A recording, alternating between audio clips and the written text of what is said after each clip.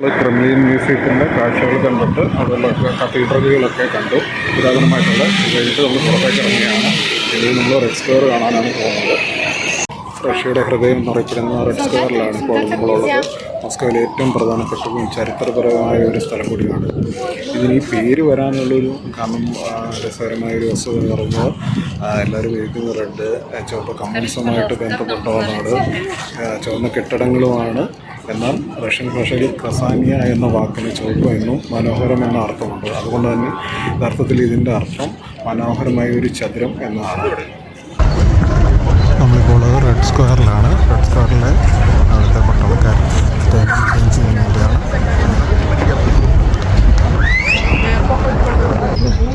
Red സ്ക്വയറിന് മുന്നിലെ ഒരു പ്രധാന കാഴ്ച കൂടിയാണ് ഈ കാണുന്നത്.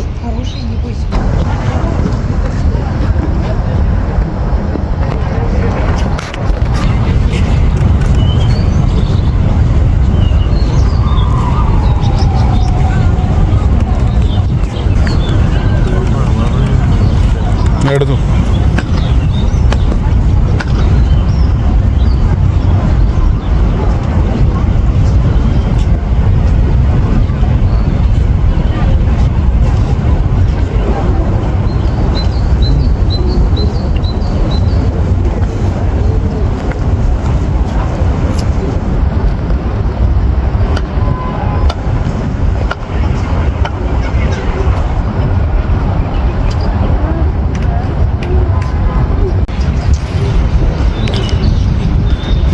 ഓരോ മണിക്കൂറും ഈ നിൽക്കുന്ന പട്ടാളക്കാർ അല്ലെങ്കിൽ ഗാർഡുമാർ ചേഞ്ച് ആയിക്കൊണ്ടിരിക്കും.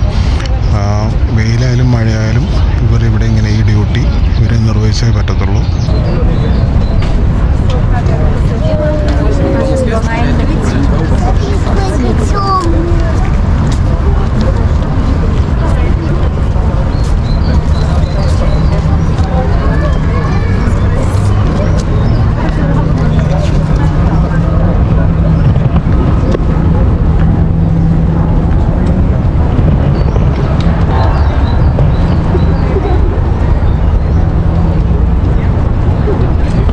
മോസ്കോയിലെ സ്റ്റേറ്റ് ഹിസ്റ്റോറിക്കൽ മ്യൂസിയത്തിൻ്റെ മുന്നിൽ റെഡ് സ്ക്വയറിലേക്ക് കടക്കുന്ന കവാടത്തിന് സമീപം സ്ഥിതി ചെയ്യുന്ന മാർഷൽ ജോർജി ഷുക്കോവിൻ്റെ കുതിര പുറത്തുള്ള സ്മാരകമാണ്.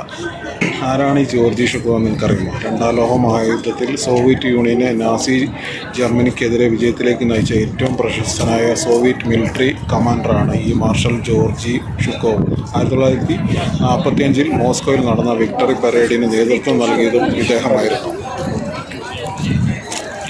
കുതിരപ്പുറത്തിരിക്കുന്ന ഷുക്കോവിൻ്റെ സൈന്യത്തെ അഭിവാദ്യം ചെയ്യുന്ന രീതിയിലാണ് ഇത് രൂപകൽപ്പന ചെയ്തിരിക്കുന്നത്. കുതിരയുടെ കാലുകൾക്ക് താഴെയായി നാസി ചിഹ്നമായ സ്വസ്തികയും ജർമ്മൻ പരുന്തിൻ്റെ ചിഹ്നവും തകർക്കുന്ന നിലയിലാണ് ഇത് നിർമ്മിച്ചിരിക്കുന്നത്. റഷ്യയിലെ ഒരു മനോഹരമായിട്ടുള്ള ഒരു ആചാരം നിങ്ങൾക്ക് കാണിച്ചു തരാം. നമ്മളിവിടെ നിന്നിട്ട് നമ്മുടെ കോയിൻ പുറകോട്ട് എറിയാമെങ്കിൽ കറക്റ്റ് പുറകിൽ വന്ന് വീഴുകയാണെന്നുണ്ടെങ്കിൽ നമ്മൾ ആഗ്രഹിക്കുന്ന കാര്യങ്ങൾ നടക്കുമെന്നാണ് ഒരു വിശ്വാസം. എല്ലാം നടക്കും. പൈസ പുറകോട്ട് എറിയുക.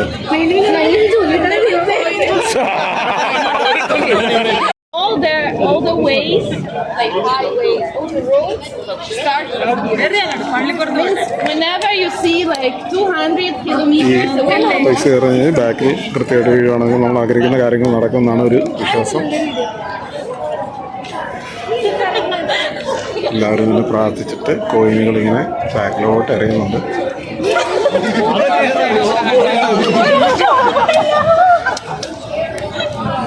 ഇവിടുന്ന് 0 കിലോമീറ്ററാണ് റഷ്യൻ ഫെഡറേഷനിലേക്ക്. ഈ കാണുന്ന ഒരു ചർച്ചാണ്. ക്രിസ്ത്യൻ വിശ്വാസികൾക്ക് ഏറ്റവും കൂടുതൽ പ്രാർത്ഥിച്ചാൽ ആഗ്രഹങ്ങൾ നടക്കുമെന്ന് പറയുന്നൊരു ചർച്ച് കൂടിയാണിത്.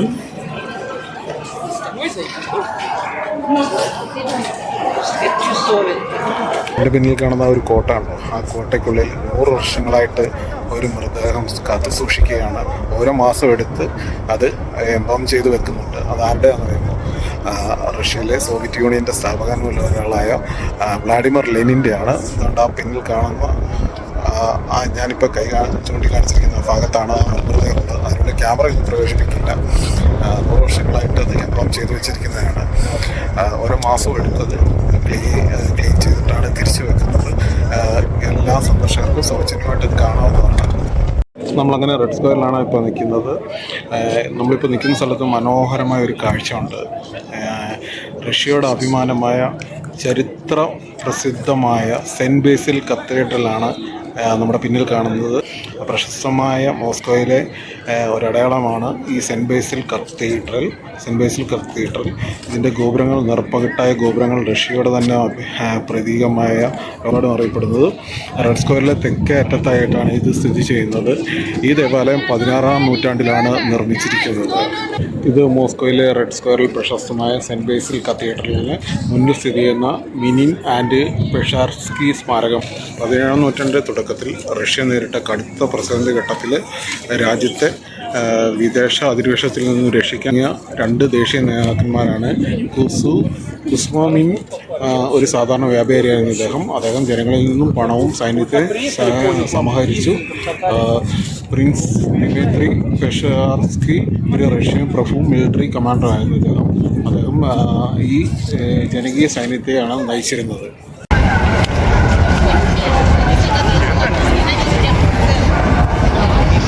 ഉള്ളത് റഷ്യയിലെ തന്നെ ആധുനികമായ ഒരു മാളാണ് ഗമ്മാള്.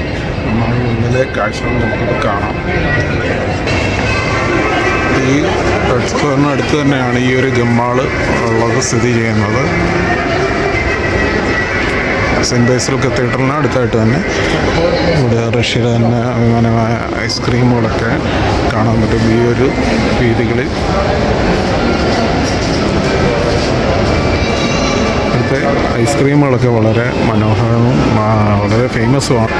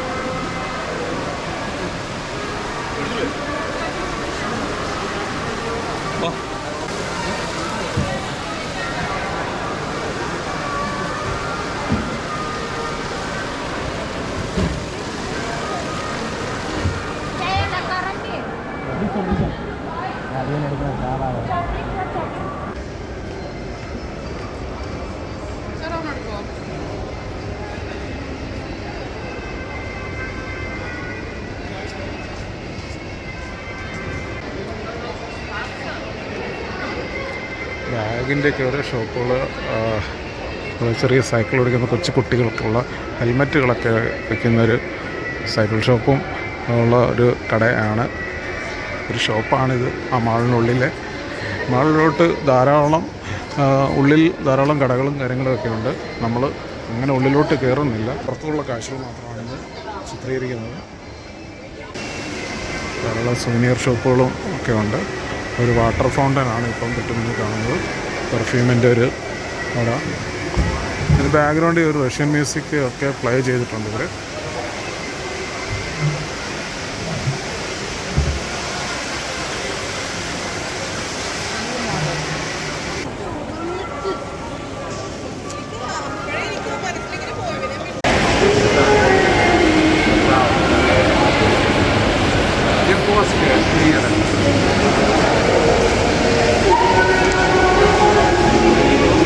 ഇതിന് മുകളിലൊക്കെ ധാരാളം ഷോപ്പുകളൊക്കെ ഉണ്ട്, വിവിധ കമ്പനികളിലെയും മറ്റും. നമ്മുടെ നാട്ടിലെ കമ്പനിയായിട്ട് കണക്ട് ചെയ്യുന്ന ഒരു സ്ഥാപനങ്ങളും അങ്ങനെ കാണുന്നില്ല. വാച്ചിൻ്റെ ഷോപ്പുകളൊക്കെയാണ്. ഒമേഗ നമ്മൾ കേട്ടിട്ടുള്ള ബ്രാൻഡുകളൊക്കെ തന്നെയാണ്.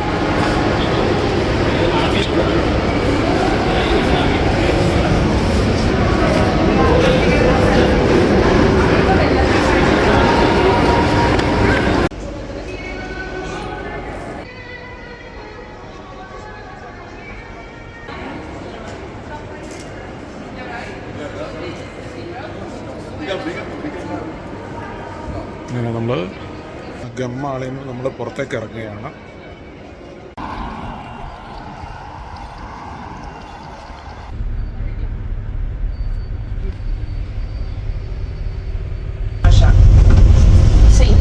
റഷ്യയിലെ മിനിസ്ട്രി ഓഫ് ഡിഫൻസിൻ്റെ ഓഫീസാണ് ഈ കാണുന്നത്. Now look to your left. That is the door when government people get out. And King Vladimir.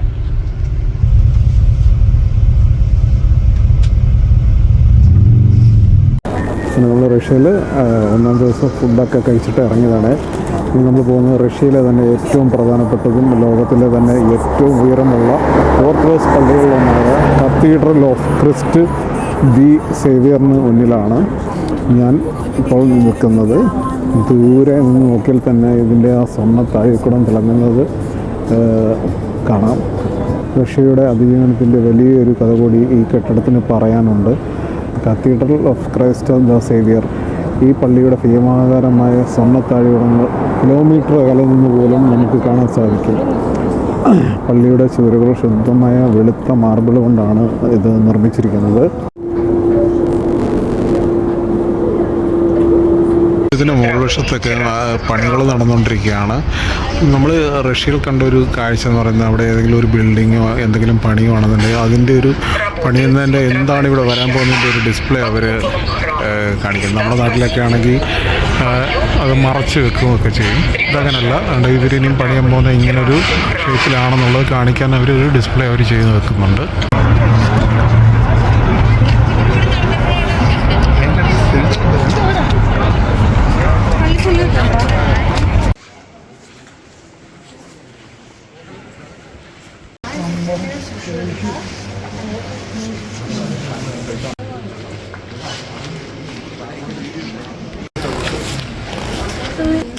നമ്മൾ ഈ റഷ്യയിലെ വന്ന് ഒരുപാട് കത്തീഡ്രലുകളെല്ലാം കയറി ഇവിടെ എല്ലാം കാണുന്നൊരു കോമൺ കാര്യമുണ്ട്.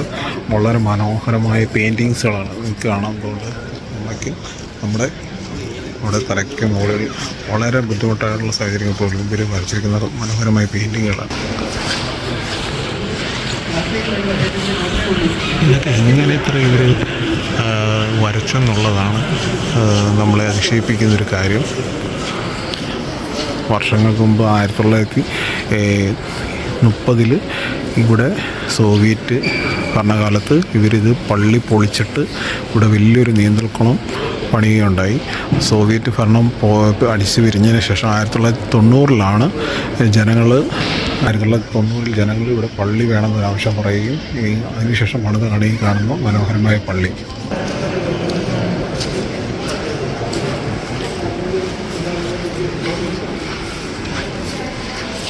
ഇവിടെ നമ്മൾ ആ കാണുന്ന ഭാഗത്താണ് പോപ്പും റഷ്യൻ പ്രസിഡൻ്റൊക്കെ വരുന്ന സമയത്ത് പ്രയർ സ്റ്റാൻഡ് വയ്ക്കുന്നത്.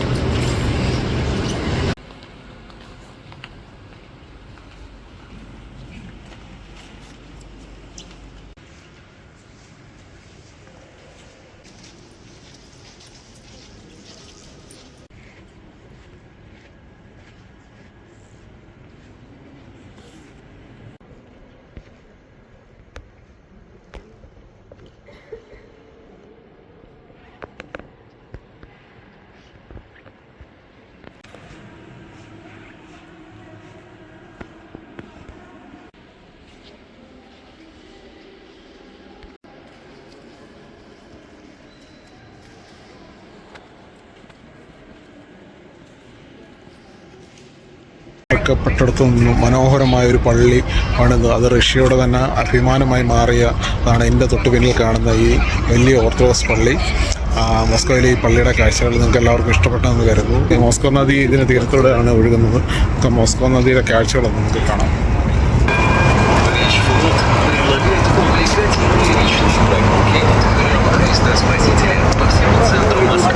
മോസ്കോ നദിയാണ്.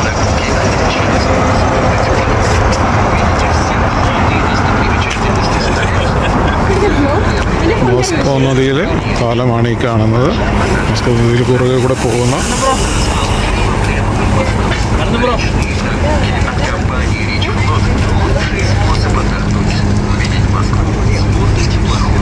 ഈ മോസ്കോ നദിയുടെ അങ്ങ് അകലെയായിട്ട് മോസ്കോ നദിയിൽ തന്നെ ഒരു പ്രതിമ നിങ്ങൾക്ക് കാണാൻ സാധിക്കും, നമുക്ക് കാണാൻ സാധിക്കും.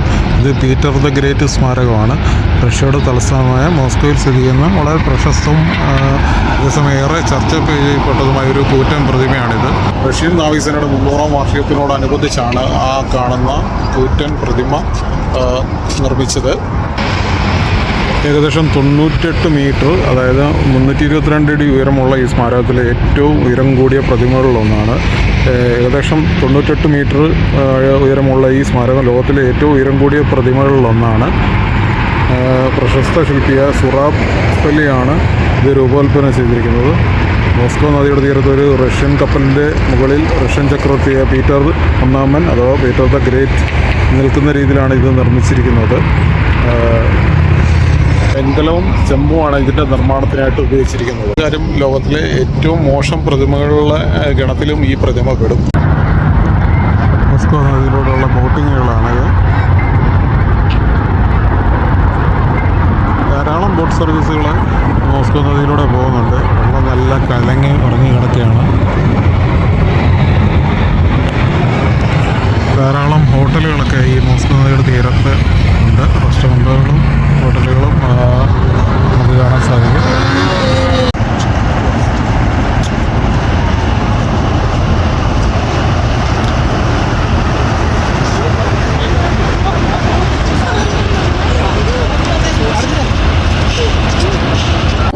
ഇനി നമുക്കൊന്ന് നടക്കാൻ പോയാലോ. മോസ്കോയിലെ ഏറ്റവും പഴയതും ഏറ്റവും മനോഹരമായൊരു തെരുവിലൂടെയാണ് നമ്മളിനി നടക്കാൻ പോകുന്നത്. ഓൾഡ് അർബ സ്ട്രീറ്റ് എന്നാണ് ഇതിന് പറയുന്നത്, സ്ഥലത്തിന് പറയുന്നത്.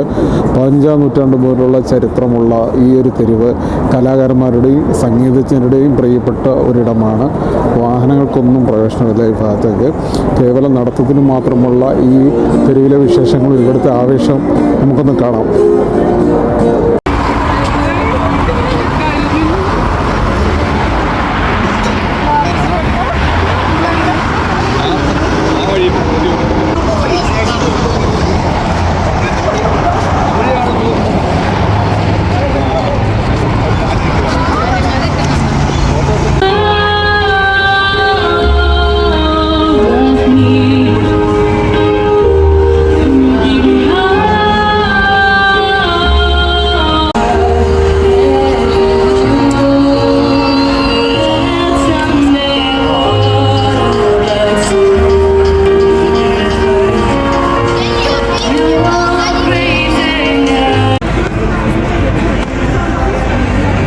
സ്റ്റോളുകളൊക്കെയാണ് ഈ ഒരു അർബ സ്ട്രീറ്റിൽ.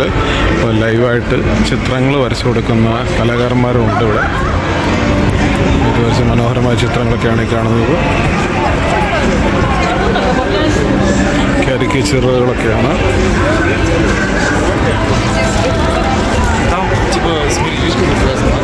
ധാരാളം കലാകാരന്മാർ, സംഗീതജ്ഞരും കലാകാരന്മാരും ഒക്കെ ഉള്ളൊരു തെരുവ് കൂടിയാണിത്.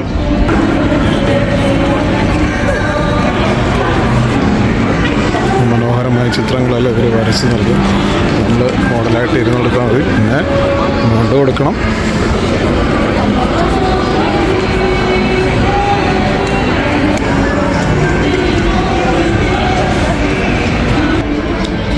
വിനോദത്തിനും ഒക്കെ ആയിട്ടുള്ളൊരു സ്ട്രീറ്റാണ്. നമ്മൾ ആൽമാട്ടി പോയപ്പോൾ ആബിനി സ്ട്രീറ്റിൽ പോയിട്ടുണ്ടായിരുന്നല്ലോ, അതുപോലെ തന്നെ ഒരു സ്ട്രീറ്റാണിത്.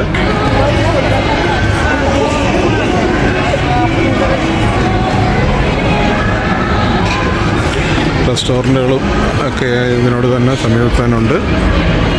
ഭക്ഷണം കഴിച്ചും സംഗീതം ആസ്വദിച്ചും അവിടെ എൻജോയ് ചെയ്യാൻ വൈകുന്നേരങ്ങളിൽ വന്നിരുന്നത് അവർക്ക് എൻജോയ് ചെയ്യാൻ സാധിക്കും. ഒരു ഫ്ലവർ ഗാർഡൻ പോലൊരു സാധനമാണ് തോന്നുന്നു, പക്ഷെ അത് ക്ലോസ്ഡ് ആണ്, പണി നടന്നുകൊണ്ടിരിക്കുകയാണ് അവിടെ. ഏകദേശം 1.5 കിലോമീറ്ററോളം ഉണ്ട് ഈ ഒരു സ്ട്രീറ്റ്.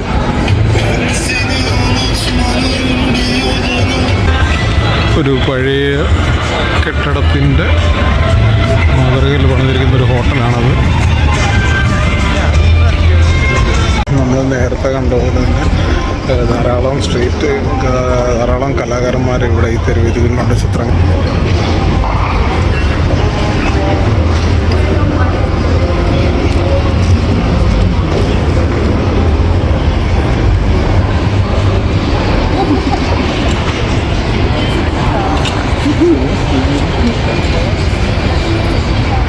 ഒരു കലാകാരനാണ് ചിത്രങ്ങൾ വരച്ചു കൊടുത്തുകൊണ്ടിരിക്കുകയാണ്.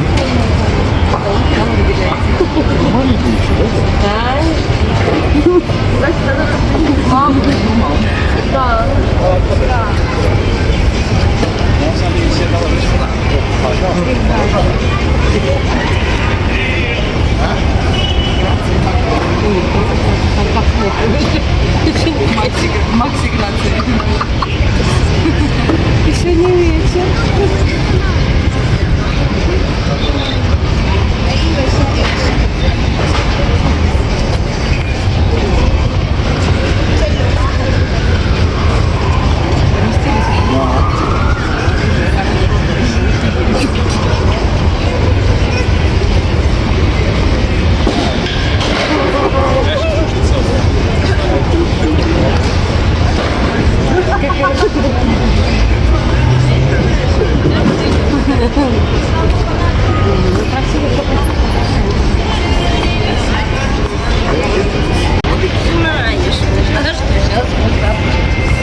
ഇവർ ചിത്രം വരയ്ക്കുന്ന വളരെ രസകരമായിട്ട് കാര്യം പറഞ്ഞുകൊണ്ട് അവർ എൻജോയ് ചെയ്തുകൊണ്ടൊക്കെയാണ്.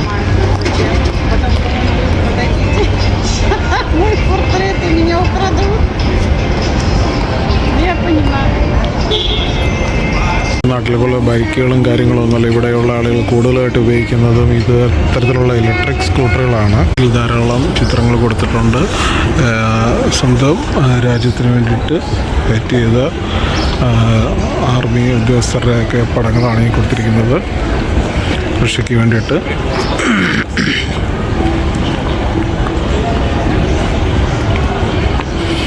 ഈ ഒരു സ്ട്രീറ്റ് ഈ ഹോട്ടലുകളും കലാകാരന്മാരുടെ സംഗീതവും ചിത്രത്തിൻ്റെ വരയ്ക്കുന്നവരുടെ ഈ സ്ഥലങ്ങളും ഒക്കെ ഏകദേശം ഇങ്ങനെയുള്ള കലാരൂപങ്ങളും ഒക്കെ ആയിട്ട് ഏകദേശം 1.5 കിലോമീറ്ററോളം ഉണ്ട്. ഇത് വൈകുന്നേരങ്ങളിൽ എൻ്റർടൈൻമെൻറ്റിന് വേണ്ടിയിട്ട് ഇവർ ഇങ്ങനെയുള്ള സ്ഥലങ്ങളിലാണ് തിരഞ്ഞെടുക്കുന്നത് കൂടുതലായിട്ടും. ഇത് ഈ അർബാൻ സ്ട്രീറ്റിൽ ഒരു ചിത്രം കാണിച്ചു തരാം.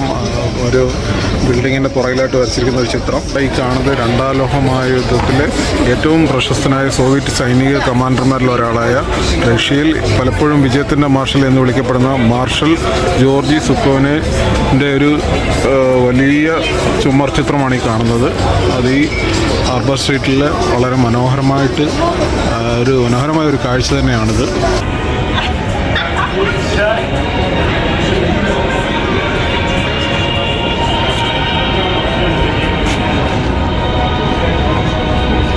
നേരത്തെ കണ്ടവരുടെ ചിത്രം പൂർത്തിയായിട്ടിരിക്കുകയാണ്. ഇവരുടെ ഇന്ന് ചിത്രം വരച്ചത് അവരുടെ ഫ്രണ്ടിൻ്റെ ചിത്രം വരയ്ക്കുകയാണ്. ലോകത്തിലെ തന്നെ ഏറ്റവും മനോഹരമായ റെയിൽവേ സ്റ്റേഷനിലൊന്നായ മോസ്കോ മെട്രോ സ്റ്റേഷനിലേക്ക് കയറിയാണ്. Inside, the platform will be like this style. We say it's royal. It's considered like more royal. But you can see these arches. Means it's a bunker. Like this style. Okay? The tunnel. So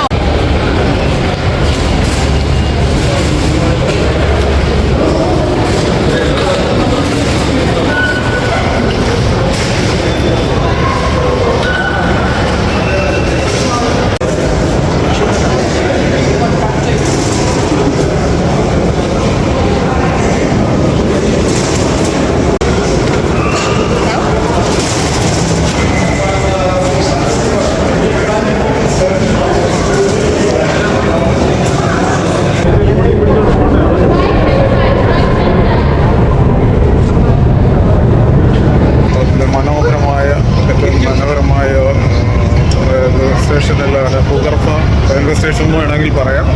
ഏറ്റവും താഴത്തിലേക്കുള്ളൊരു എസ്കലേറ്ററാണ്. മുകളിലേക്ക് പോകുന്നത് കാണാം. ഏറ്റവും താഴേക്ക് പോകുന്നൊരു സ്റ്റേഷനാണ്. Railway station ഏറ്റവും താഴേക്ക് പോയിക്കൊണ്ടിരിക്കുന്നത്. താഴേക്ക് പോയിക്കൊണ്ടിരിക്കുകയാണ് എസ്കലേറ്ററിൽ. അതിലേക്ക് നോക്കിയാൽ അവർക്ക് തല അറിയാം.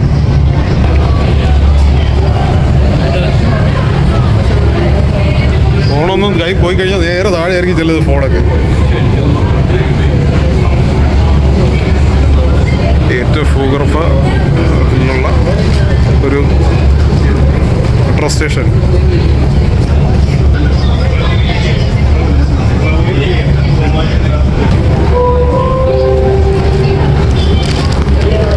താഴെ ഓപ്പറേറ്റ് ചെയ്യാനായിട്ട് ആൾക്കാരൊക്കെ ഉണ്ട് കേട്ടോ.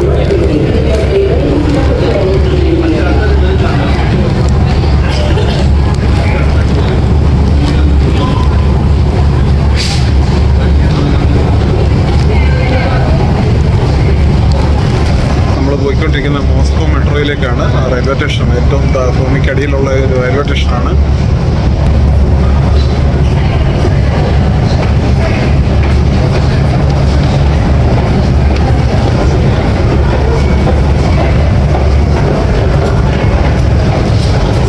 ഇതിൻ്റെ ഒരു ഹൈറ്റ് ഇപ്പോൾ നിങ്ങൾക്ക് മനസ്സിലാവും എത്രത്തോളം ഉണ്ടെന്നുള്ളത്. ഏറ്റവും ഒന്നും കിട്ടത്തില്ലെന്ന് പറഞ്ഞിട്ട് നിങ്ങൾ വീഡിയോ കോൾ കളിക്കുന്നത്.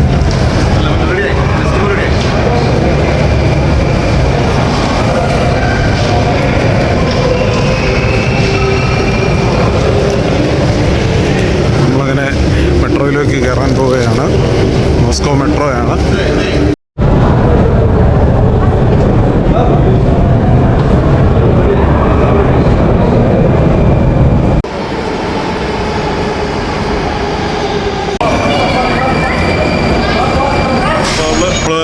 മോസ്കോ മെട്രോ കയറാൻ പോവാണ്.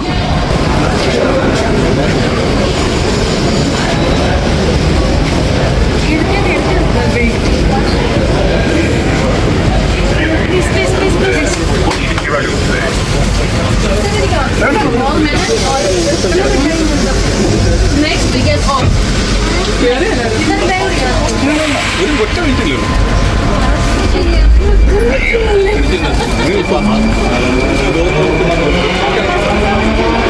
Mind that next one we get off.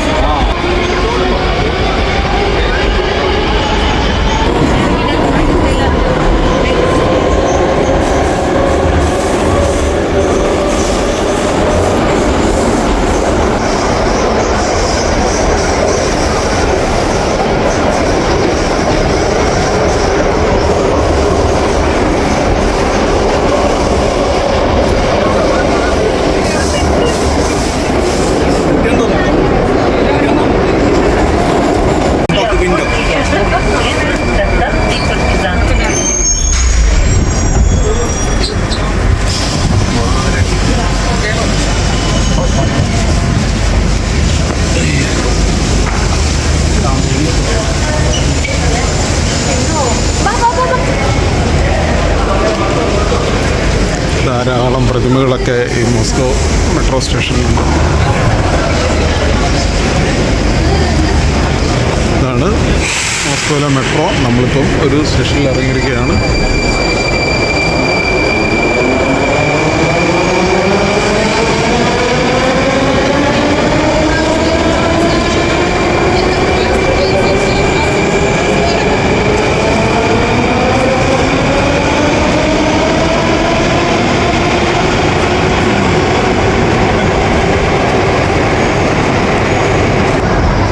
മെട്രോയാണ്.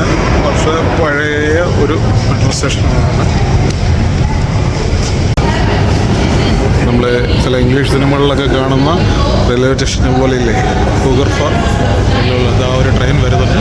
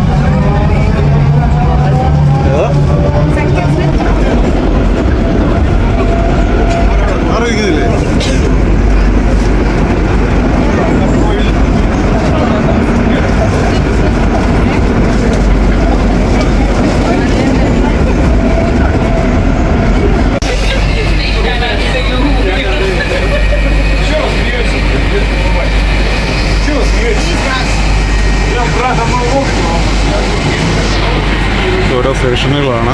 ഈ ട്രെയിൻ ഒരു മിനിറ്റ് പോലും ഒരു സ്റ്റേഷനിൽ പോലും നിൽക്കത്തില്ല. അതിനുള്ളിൽ തന്നെ നമ്മൾ ഫാസ്റ്റായിട്ട് കയറിക്കണം. ഇതാ നോക്കിക്കോളും. അപ്പം അതിൻ്റെ ഇത് ട്രെയിൻ നിർത്തിയിട്ട് സെക്കൻഡുകളേ ആയിട്ടുള്ളൂ.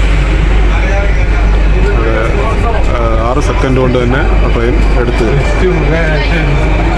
നാട്ടിലേക്ക് കയറണമെന്നും പ്രത്യേകിച്ച് നോക്കത്തൊന്നുമില്ല. അതിനുള്ളിൽ തന്നെ മൂവ് ആവും.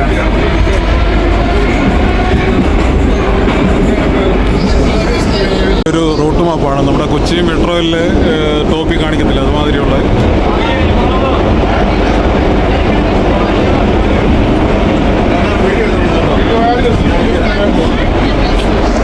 ഇറങ്ങുകയാണ്.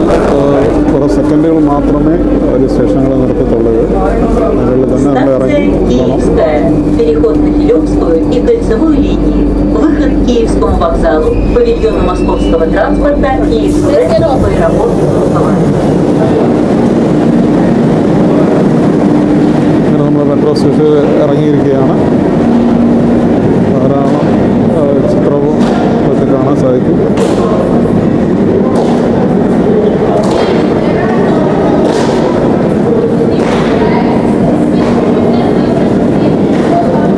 ഭൂമിക്കടിയിലെ ഒരു മഹാത്ഭുതം എന്ന് പറയാം. മനോഹരമായ ചിത്രം നമുക്ക് ഒരുക്കിയിട്ടുണ്ട്. ഈ ഒരു മെട്രോ സ്റ്റേഷനുള്ളിൽ നമുക്ക് കാണാൻ സാധിക്കും.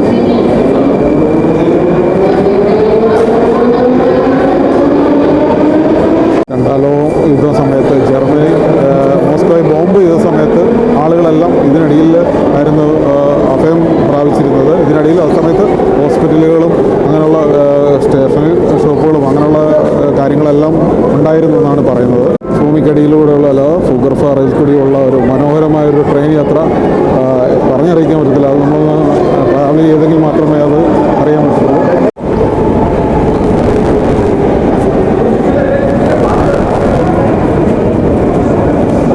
നമ്മൾ വീണ്ടും ആ ഒരു എസ്കലേറ്റർ കയറുകയാണ്. ഏറ്റവും ഉയരത്തിലുള്ള ഒരു എസ്കലേറ്ററാണ്.